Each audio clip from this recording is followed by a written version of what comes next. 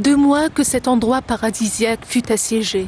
Des bombardements intenses visaient la grande cité phénicienne, maîtresse des mers, prénommée Tyr, ainsi que son port historique. Le port de Tyr, autrefois fréquenté par des baigneurs, pêcheurs et touristes, est devenu un espace fantôme, alors que des dizaines de milliers de personnes ont fui la région suite à l'escalade sioniste sans précédent.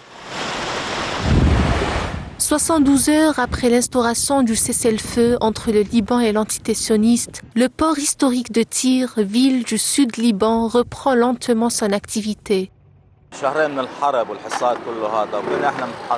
Cela fait 2 mois de guerre et de siège. Nous avons été assiégés. Dieu merci, c'est aujourd'hui la première fois que nous naviguons. Nous avons quitté cette zone, nous avons pris la mer maintenant. Au cours des 2 derniers mois, nous avons raté toute la saison. La saison principale se situe en octobre et novembre. Nous avons donc raté la saison de pêche de cette année.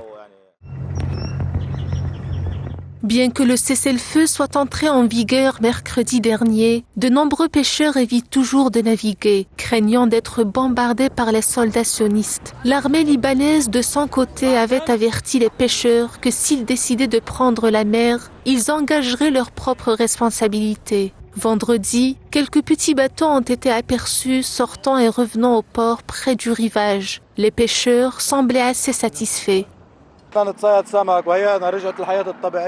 Nous pêchons à nouveau et voilà, la vie est revenue à la normale. Tyr est la plus belle ville et nous voilà très heureux de pouvoir pêcher du poisson frais. Je porte mon bâton et je me dirige vers la côte. Belle nature.